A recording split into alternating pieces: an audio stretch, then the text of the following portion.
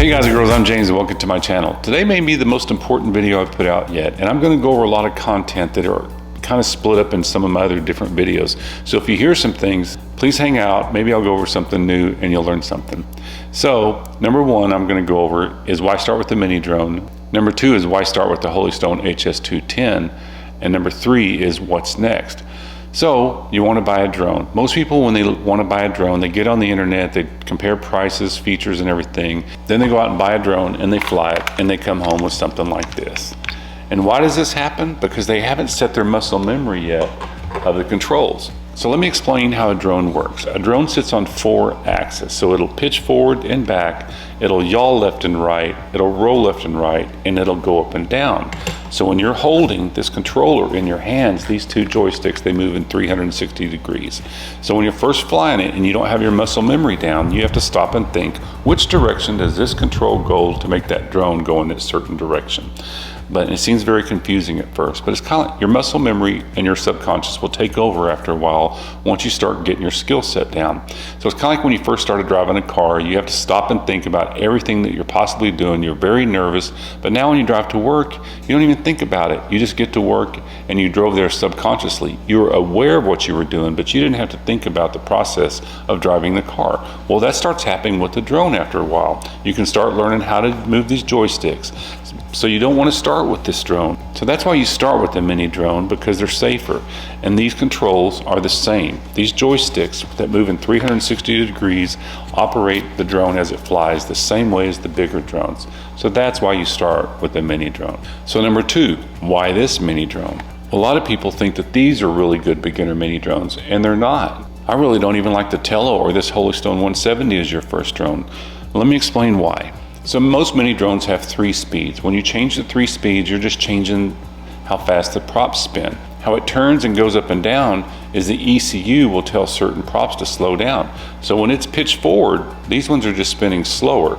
So if you want to turn around, the ECU tells the drone to level off and turn around.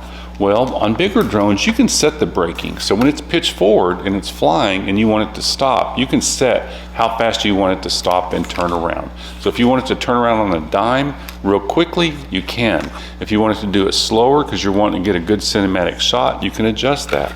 Well, you can't adjust that on these smaller drones. Like this 40RC V9 is really fast, but when you're flying it indoors and you want it to turn around and come back at you, it takes 10 or 12 feet. So if your muscle memory and you can't think in advance of what that drone's going to do, it's going to smash into the wall, it's going to fall down, break a prop, break an arm, it's going to go in the trash.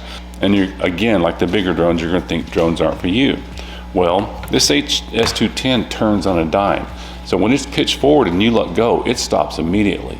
And so when you want it to turn around, it'll turn around in a couple feet. So it makes it much easier to control. Also, the props are covered, and I've crashed these things hundreds of times and have never had any problems with them. So let me tell you what I don't like about this drone is the way the battery hooks up underneath. The battery slides in and out because it's not a modular battery, and you got to push this little thing in and out, which is really hard. So if that's going to bother you, the HS450 is a really good option because it has a modular battery that just pops in and out. That doesn't fly quite as good as the HS210, but it's still a much better option than the Tello or some of these other mini drones. Also, right now, the 450 is cheaper than the 210. The 450 is this price on Amazon right now, and the 210 is this price. So that's less expensive. So number 3, what's next? Well, some people say you want to move up to a nice DJI drone, but I still say you just move up to the $50 or $60 level. So I really like the HS340 and I like the Sandrock U61.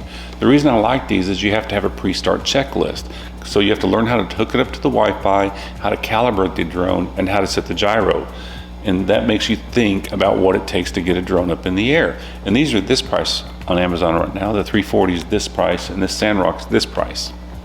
And those drones fly very well. And after you get tired of them, they make great Christmas presents. So then what drone is next for you? The best value in the world is a DJI Mini SE at $299. Some people may say, oh no, I want the Mini 2. Well, it's a lot more expensive with the 4K camera, but the only time I ever even shoot in 4K is when I'm going to need to slow it down. So this is a really good drone to start, because this drone will sit on a shelf just as good as a $2,000 drone. What I mean by that, well, some people, when they want to buy a treadmill, they go spend $3,000. Well, the $300 treadmill will hold clothes folded over just as good as a $3,000 treadmill, because that's what happens with most of them. Well, to make sure that drones are good for you, you want to start with something like this at $299. The next step up, to me, the best value drone in the world is the Air 2 or the Air 2S, because these have obstacle avoidance, and this has an incredible camera. And now the new Mavic 3 is out. So if you buy the Cine version of that one and you have it up in the air wall, you have a terabyte when you get home to download. Who has a terabyte on their computer? So this is a really good option. So as always, if you got something out of this, please like and subscribe. Subscribers mean everything to me on this channel. And leave a comment below. I really, instead of just doing reviews every time, I want to start making videos that solve problems. So if you have any problems that you want me to help you work out, please let me know. And I'll see you in the next one.